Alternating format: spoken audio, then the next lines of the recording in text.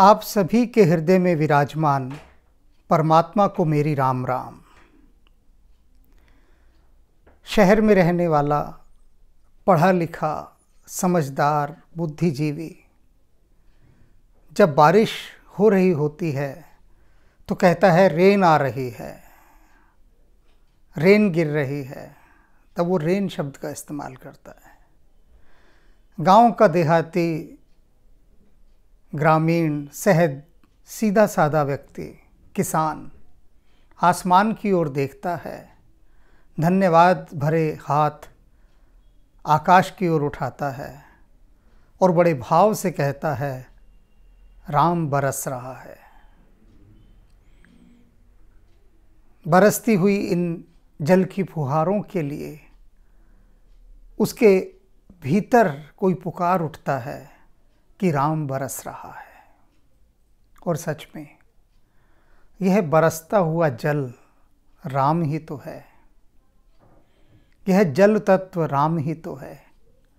यदि जल ना हो तो क्या होगा, जीवन कैसा होगा। और वही बात कि जीवन में यदि राम ना हो तो जीवन बिल्कुल जलबिन हो जाएगा। तो राम रूपी उसी जल का वर्णन आज तुलसीदास जी कर रहे हैं और ऐसा मनोहारी वर्णन है, ऐसा शीतलता देने वाला वर्णन है कि यदि इस वर्णन को भी संभाल लिया अपने हृदय में तो भी कलेजे को ठंडक पहुंच जाएगी। और अगर पूरी बात संभाल ली तुलसीदास जी की तब तो कहना ही क्या। तो देखते हैं तुलसीदास जी इस बरसते राम के विषय में क्या कह रहे हैं। सुमति भूमि थल हृदय अगाधु, वेद पुराण उदधि घन साधु, बरस ही राम सुजस बरबारी, मधुर मनोहर मंगलकारी। मैं इसकी व्याख्या मध्य से लेता हूँ। कहते हैं जो राम रूपी जल बरस रहा है, कहाँ से बरस रहा है, कौन बरसा रहा है इसे। एक तो आकाश से जल बरस रहा है वर्षा का, एक है राम नाम रूपी वर्षा का जल।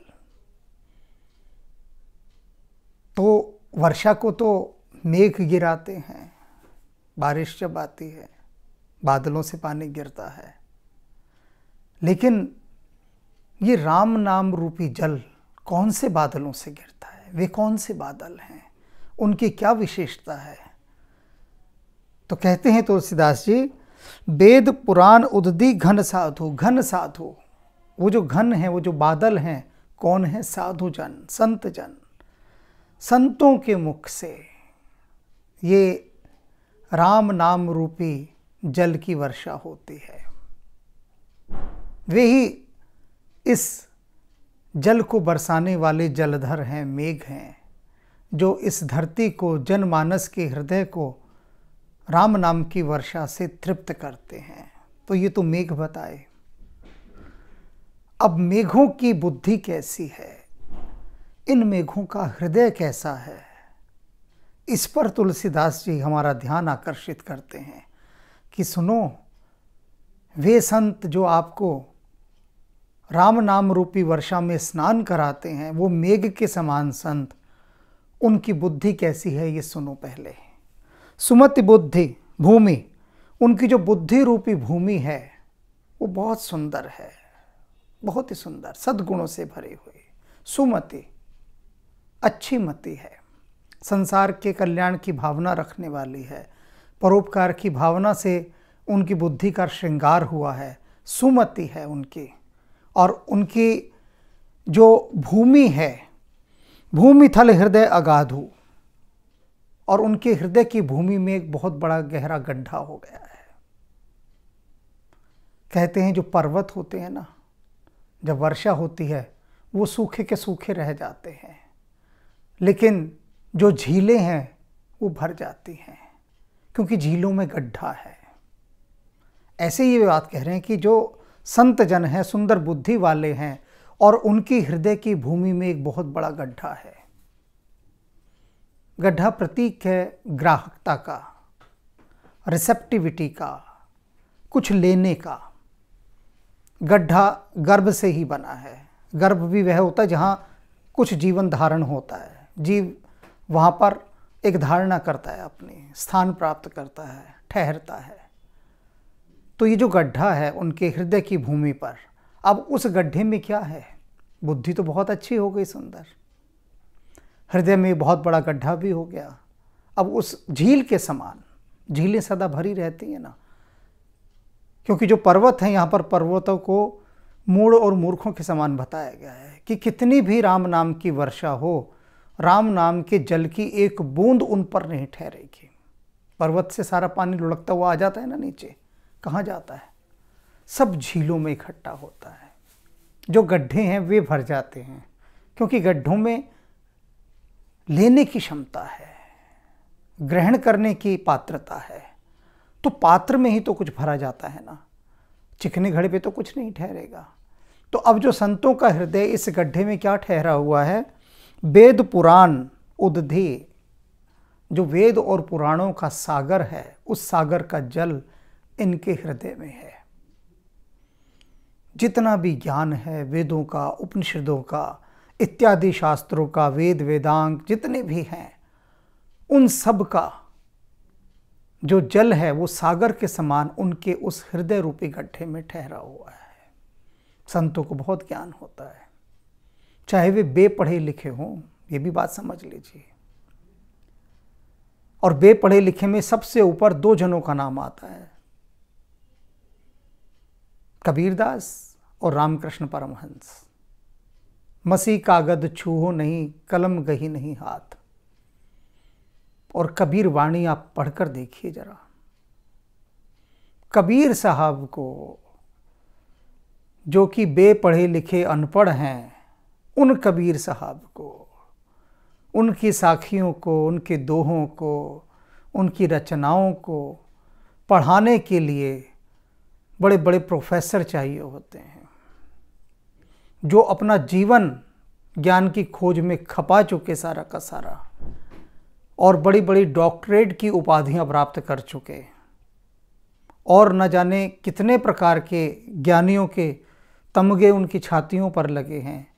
ऐसे लोग भी समर्थ नहीं हो पाते कबीर साहब की वाणी का अर्थ बताने में, व्याख्या बताने में। सोच लीजिए, ये जो बात अभी कही गई है कि उनके हृदय में वेदों और पुराणों का सागर, कुछ नहीं, निरक्षर थे कबीर साहब, बिल्कुल अनपढ़, लेकिन उनकी रचनाओं में, उनकी कही गई जो बातें हैं उनमें वेद और पुराण में भी कम है। ये सत्य कह रहा हूं मैं कि वेदों में जो लिखा है वह भी कम है जो कबीर साहब की वाणी में है। और यही बात रामकृष्ण परमहंस पर भी। काशी के प्रकांड पंडित ने, उस समय के सबसे बड़े पंडित ने, रामकृष्ण परमहंस के विषय में कहा था कि ठाकुर, आपके पास जो ज्ञान है उसको देखकर तो ऐसा लगता है कि जो वेद उपनिषद हैं वे तो नाखून के एक ज़रा सी मैल के समान हैं। इतना कम ज्ञान है उनमें, और आप में तो उससे भी अपार क्षमता का ज्ञान है। कहाँ से आया ये ज्ञान? राम ने दिया। उस विराट, जिसको कहते हैं ना कि मन आत्मा में ही सारा ज्ञान छिपा है, पर उघाड़ कौन पाता है? कबीर साहब सरीखों ने उघाड़ा, रामकृष्ण परमहंस जैसों ने उघाड़ा। इन दोनों का उद्धरण मैं केवल यहाँ इसलिए दे रहा हूँ कि बाकी सब बहुत पढ़े लिखे थे। तुलसीदास जी परम विद्वान थे, ज्ञानी थे, शिक्षित थे, और इत्यादि संत हुए हैं। अपना जीवन एक एक ग्रंथों का अध्ययन करने में पूरा झोंक देते हैं, लेकिन इन्होंने तो छुआ ही नहीं किसी चीज़ को। मसी कागद छूहो नहीं, कलम गही नहीं हाथ। कुछ पढ़ना ही नहीं आता था ना। और ऐसे महान संतों के पास जो ज्ञान आया वो सिर्फ उतरा, अवतरित हुआ, प्रकट हुआ भीतर। वो पढ़ा पढ़ाया नहीं था। कबीर साहब कहते हैं ना, मैं कहता आंखें देखे, तो इन्होंने आंखों से देखी हुई बात कही है, अनुभव की। आंखें देखी का मतलब अपने अनुभव की, जो कि सबसे ज़्यादा विशुद्ध है, पवित्र है, पावन है, उससे ऊंची कोई बात नहीं हो सकती।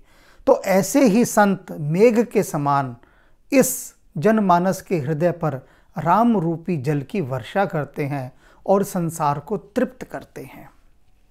बरसे ही राम सुजस बरबारी, और इस राम के सुयश की, दिव्यता की वर्षा करते हैं। और कैसी है ये वर्षा? मधुर मनोहर मंगलकारी, बहुत मीठी है, मनोहर है, मन को हर लेती है। अब मन को कैसे हर लेती है आप देखिए। मन में क्या चीज़ होगी जो हरी जाएगी? कि जितने भी नकारात्मक विचार हैं, नेगेटिविटी है, दुख है, शोक है, पीड़ा है, कष्ट है, अवसाद है, विषाद है, इन सब को वो बहुत पीछे छोड़ देती है राम कथा, और उनको हर लेती है, उनका हरण कर लेती है। मन हारी, मन को हर लेना। अब मन में क्या है? मन में यही सब सारी उल्टी सीधी चीज़ें भरी हुई हैं। इन सब को जब वो हर लेती है, फिर वह मन बिल्कुल एकाग्र भाव से राम के श्री चरणों में लगता है। तो ऐसी मनोहारी है, मन को हर लेने वाली, कि मन का ही हरण करके ले आती है और मन श्री राम के चरणों में जाकर लवलीन हो जाता है। तो ये मनोहर है, सुखद है, सुख देने वाली है, मंगलकारी, संसार का कल्याण करने वाली है। जो राम कथा है, राम का चरित्र है, राम का जो नाम है, पूरे संसार का, सबका हित साधने वाला है, मंगल करने वाला है, शुभ करने वाला है। अमृत पीकर भला कौन मरा है? तो राम का नाम तो अमृत है। कोई भी पी ले, किसी भी विधि से पी ले, कैसे भी पी ले, वो अमृत को उपलब्ध होगा ही होगा। उस अमृत की शीतलता से वो तृप्त होगा ही होगा। तो ये कितनी सुंदर इन्होंने अभिव्यक्ति दी है तुलसीदास जी ने, कि जो राम रूपी जल की वर्षा हमें संत रूपी मेघों से प्राप्त होती है। और इसीलिए हमें इस वर्षा में स्नान करना चाहिए, भीगना चाहिए, आनंदित होना चाहिए। अपने पूर्व धारणाओं के, संकोच के या अन्य प्रकार के छातों को लेकर नहीं आ जाना चाहिए कि राम बरसता हो और हम छातों में और रेनकोटों के नीचे हैं, कि कहीं हम राम नाम के उस बूंद से भीग ना जाएं। तो इससे डरना नहीं है, इसी में भीगना है, इसी में स्नान करना है। लीला सगुण जो कहीं ही बखानी, सोई स्वच्छता करही मलहानी। अब कहते हैं जो सारी लीला है ना राम की, ये सगुण लीला है। दो हैं, सगुण और निर्गुण। लीला सगुण जो कहीं ही बखानी, इस सगुण की लीला का मैं बखान कैसे करूं? करते ही नहीं बनता, तुलसीदास जी कह रहे हैं।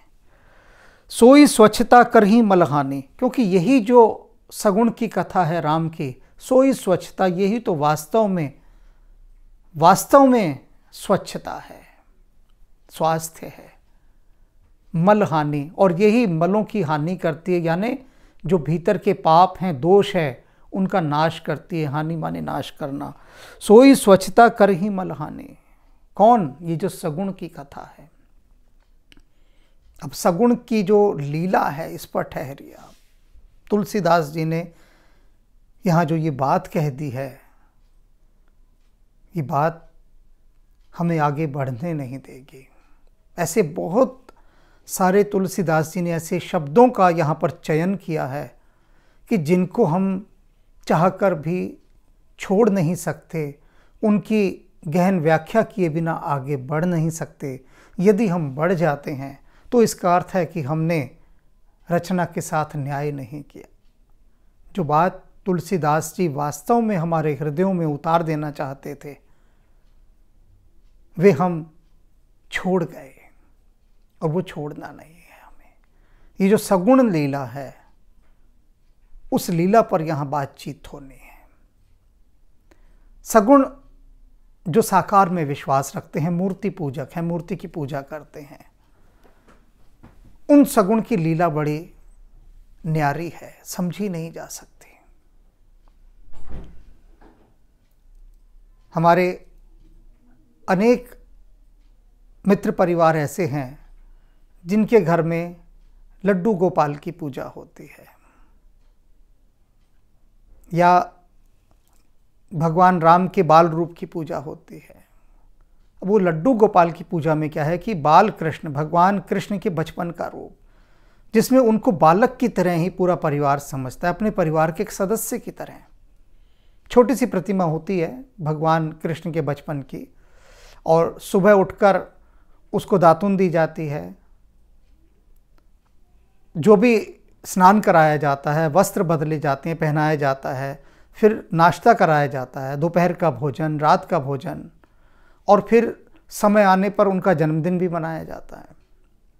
मैंने अनेक परिवार देखे जहाँ पर धूमधाम से, शायद अपने परिवार के किसी बच्चे का भी जन्मदिन ऐसा नहीं मनता हो, ऐसा लड्डू गोपाल का, छोटे से भगवान कृष्ण का, उस प्रतिमा का जन्मोत्सव मनाया जाता है। खूब शानदार दावत, खाना पीना, नाच गाना खूब चलता है। तो ऐसे ही एक बुद्धिजीवी मित्र ने मुझसे कहा कि यार ये क्या इन लोगों का ये ढकोसला है, नाटक है, लड्डू गोपाल सुबह उसको नहला रहे हैं, दातुन करा रहे हैं, ये सब क्या है। मैंने उनसे कहा, आप सुबह उठ के अपना भी मुंह नहीं धो पाते हैं, आप क्या समझेंगे इसको। अपना भी मुंह नहीं धो पाते आप सुबह उठ के, और आप इनको समझ कैसे सकते हैं, पहले बताइए। इनका जो भाव है सगुण का, कि परमात्मा इनके घर में परिवार के एक सदस्य के समान इनके साथ रह रहा है, और ये जैसी सेवा अपने परिवार के सदस्य की कर सकते हैं वैसी उसकी कर रहे हैं। कि परमात्मा स्वयं तुम्हारे घर आके रहने लग जाए तो सोचो तुम्हारे घर का ऑरा कैसा होगा, उसका आभा मंडल कैसा बदल जाएगा अगर भगवान तुम्हारे घर में आकर रहने लगे तो। और आपने ये धारणा कर ली कि जो प्रतिमा है ये साक्षात ठाकुर जी ही मेरे घर में आकर रह रहे हैं, और वैसा ही आप व्यवहार कर रहे हो। मैंने कहा उनका नियम देखा है, उनका डिसिप्लिन, समय से नाश्ता देना, वस्त्र बदलना, स्नान कराना, सारे कुछ विधि विधान उनके साथ जो एक जीवित मनुष्य के साथ होते हैं वैसे वो उस प्रतिमा के साथ किए जा रहे हैं। तुम अपने साथ ये नहीं कर सकते, खुद अपने ही शरीर के साथ, तो कैसे तुम उस भाव दशा को समझोगे। ये गहन भाव दशा है, बहुत गहरी। कैसी गहरी, इसके बारे में तुलसीदास जी आगे कहते हैं इसी बारे में, प्रेम भक्ति जो बरने न जाए, ये प्रेमा भक्ति है। प्रेमा भक्ति का वर्णन किया ही नहीं जा सकता। कैसे कीजिएगा आप वर्णन, कहाँ से कीजिएगा, वो शब्द कहाँ से लाएंगे, वो भाव कहाँ से लाएंगे प्रेमा भक्ति का वर्णन करने के लिए। प्रेमा भक्ति वह भक्ति होती है जिसमें आराध्य अपने इष्ट के प्रेम में इतना डूब जाता है, इतना खो जाता है कि वह एकाकार ही हो जाता है, उसे कुछ और दिखाई ही नहीं देता प्रेम के अतिरिक्त।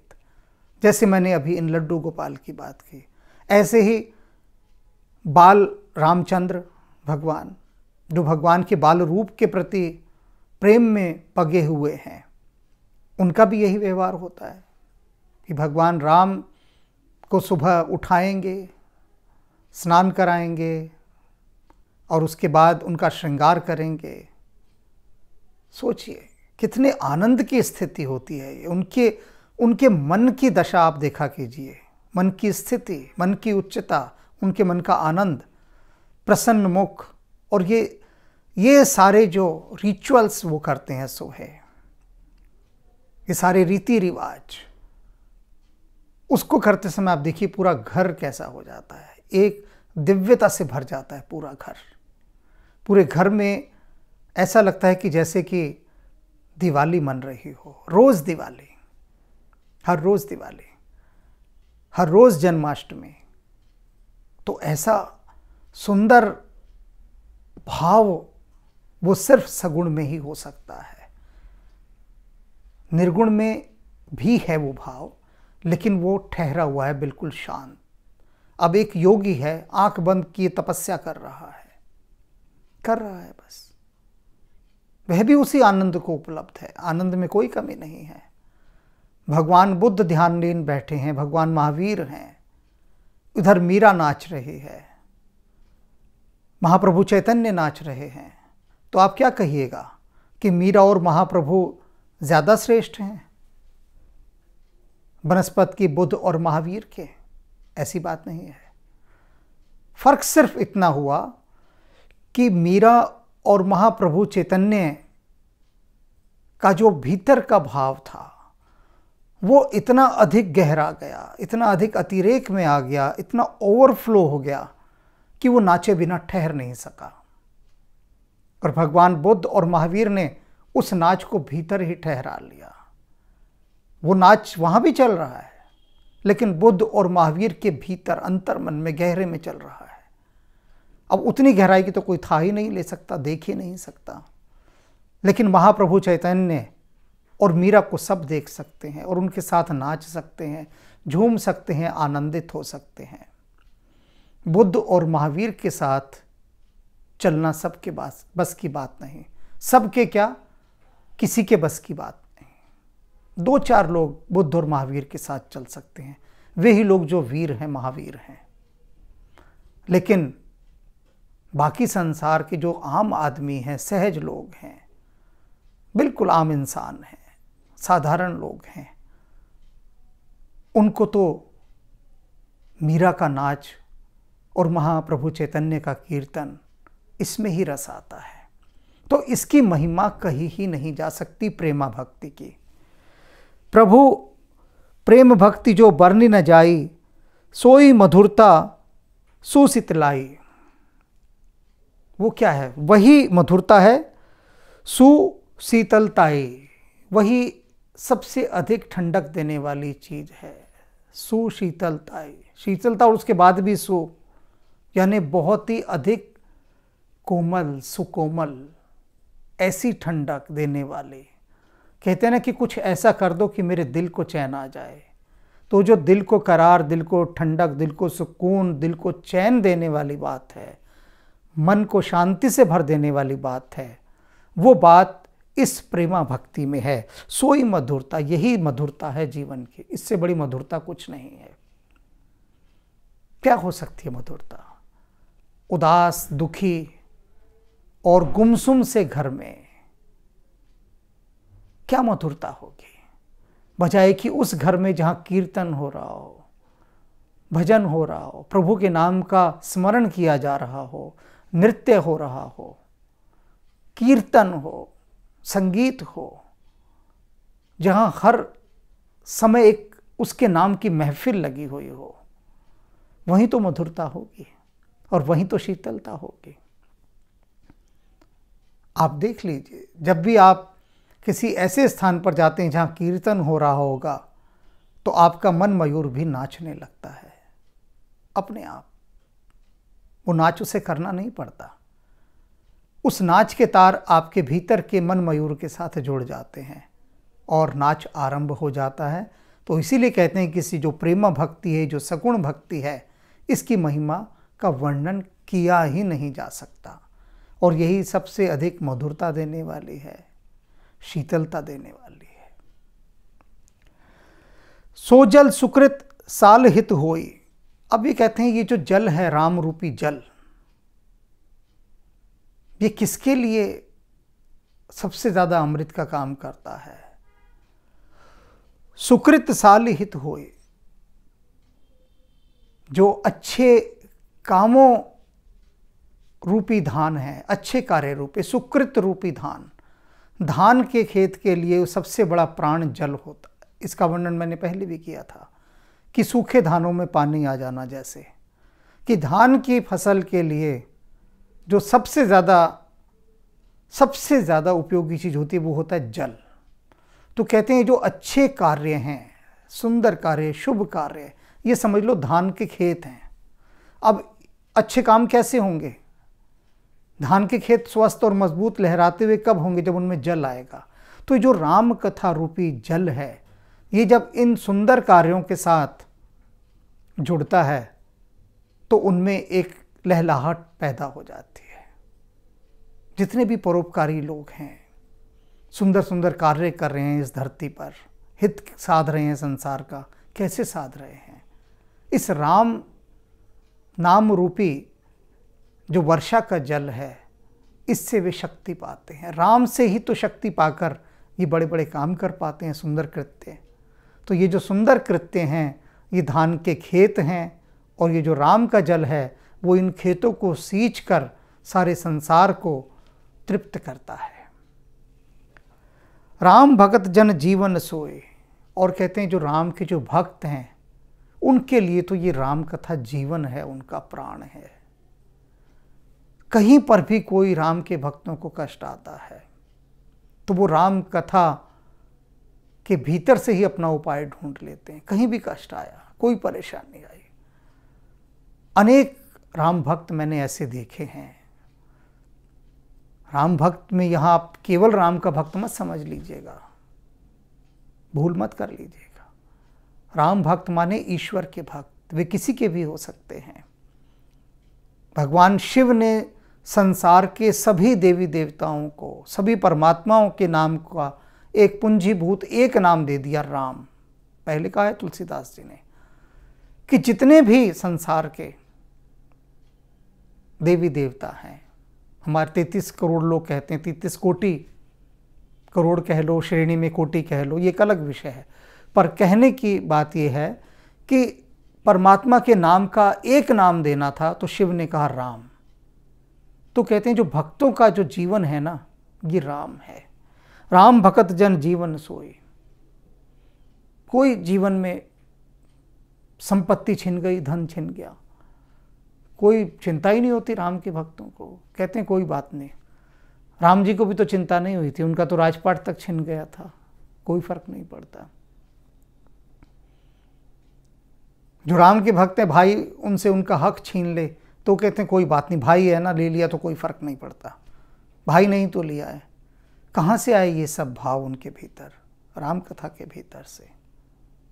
पिता ने कोई आज्ञा दी, चाहे वह आज्ञा न मानने योग्य भी थी, पूरी नहीं की जा सकती थी, लेकिन फिर भी वे उस आज्ञा का पालन करते हैं, क्योंकि जीवन क्या है उनका, राम कथा से मिला हुआ है। उन्होंने कहा नहीं, ये करना है। तो सारा जीवन, सारी प्रेरणा कहाँ से पाई? राम से पाई। तो ये जीवन है राम कथा ही राम के भक्तों का। मेधा महगत सोजल पावन। अब कहते हैं जो राम कथा का जो जल है ना, ये जल कैसे यात्रा करता है अपनी। उस आपने वाटर साइकिल पढ़ी होगी ना सारे, कि पानी सागर से वाष्प बन के उड़ता है, पर्वतों पर जाता है, बर्फ बनता है, सभी जानते हैं उसको। तो यहाँ पर क्या कह रहे हैं वो कि सकल श्रवण मग चलिहु सुहावन। ये जो जल है, राम नाम रूपी जल, ये मनुष्य के कानों के मार्ग से होता हुआ जाता है, कान के मार्ग से, और फिर कहाँ जाता है? बुद्धि में।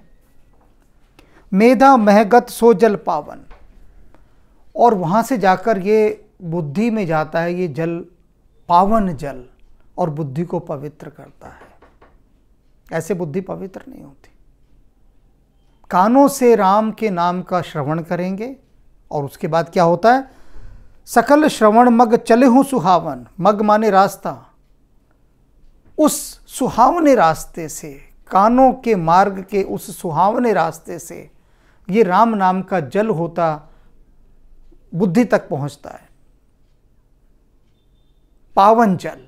अब जब पावन जल बुद्धि में गया तो बुद्धि भी तो पावन होगी ना, पवित्र हो जाएगी, शुद्ध विचारों वाली हो जाएगी।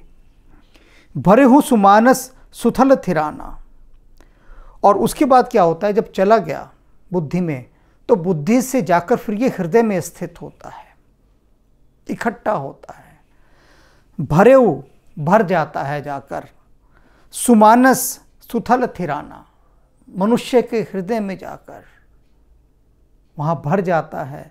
ये जो सुंदर जल है उस सुंदर स्थान पर जाकर पावन जल वहाँ भर जाता है, सुथल थिराना, और वहाँ पर थिर हो जाता है, इकट्ठा हो जाता है, ठहर जाता है।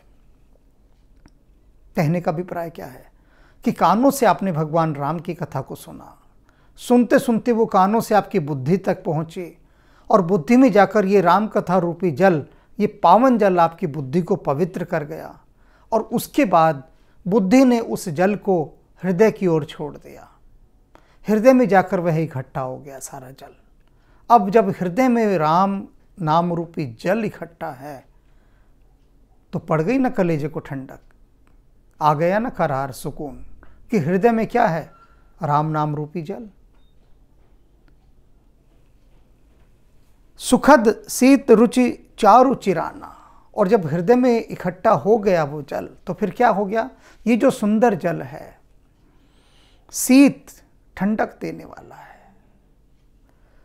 सुखद सुख देने वाला है, रुचि रुचिकर है बहुत, चारु चिराना, और ये प्राचीन है, यह जल बहुत पुराना है, सनातन।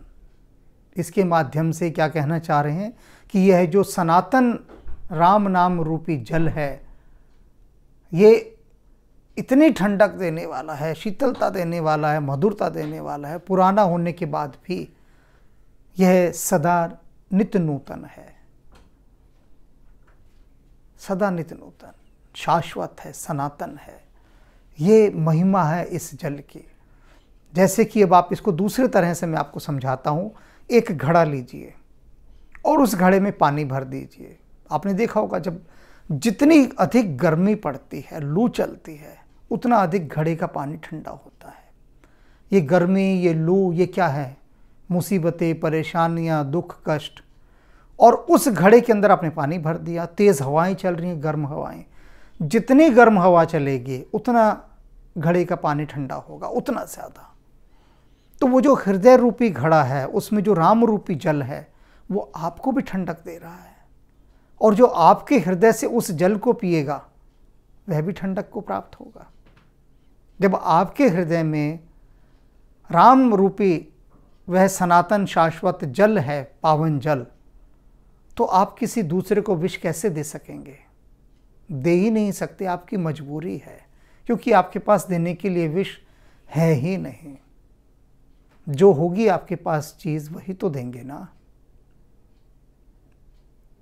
आप भीतर खोजेंगे अपना, कोई शत्रु आपके सामने आ गया, अब शत्रु को कुछ देना तो है ना, क्या देंगे आप? तो आप अपने भीतर खोजेंगे तो पाएंगे कि भाई वहाँ तो सिर्फ राम का वो सनातन जल ही है जो सदा मंगलकारी है। तो आप शत्रु को भी उस राम रूपी जल से तृप्त कर देंगे, क्योंकि विष तो है ही नहीं आपके पास देने के लिए। तो इसलिए अब इस कानों के मार्ग से राम कथा का श्रवण करते हुए बुद्धि को पवित्र कीजिए और हृदय में अपने इस परम पावन राम नाम के जल को ठहराइए, जिससे आपका हृदय उस घड़े के समान शीतलता को उपलब्ध हो और पूरे संसार को भी वो शीतलता बांटकर तृप्त करे। दरस परस मज्जन अरूपाना, हरई पाप कै वेद पुराना। नदी पुनीत अमित महिमागति, कही न सकई शारदा विमलमती। राम दाम दापुरी सुहावनी, लोक समस्त विदित अति पावनी।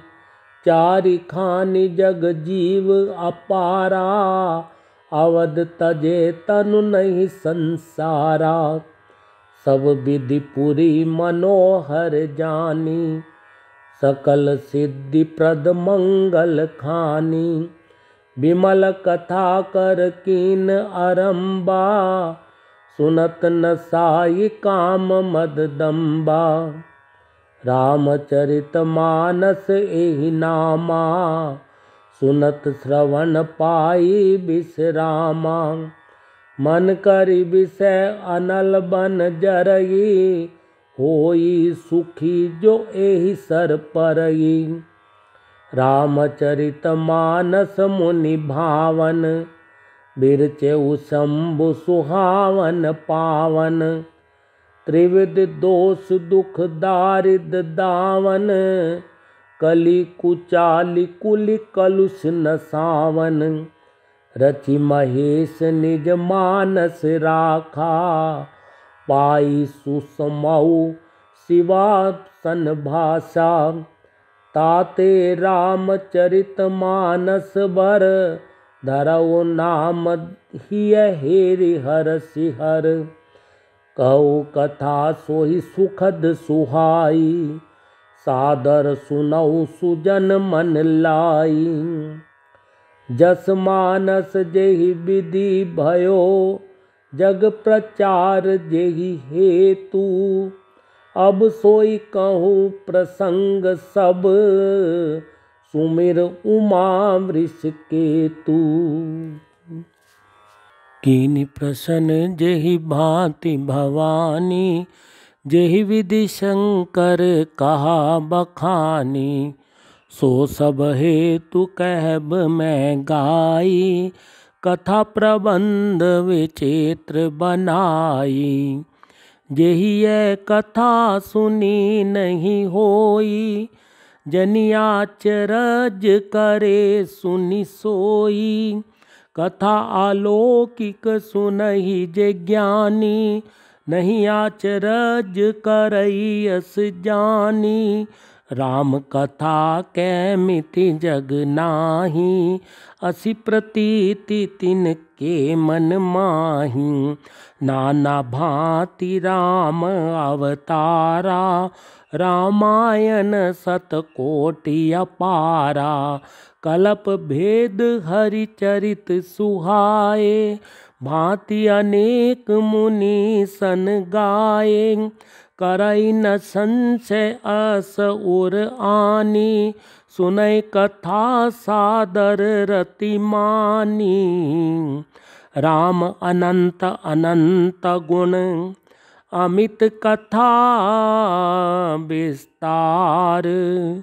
सुनि आचरज ना मानी हई, जिनके बिमल विचार।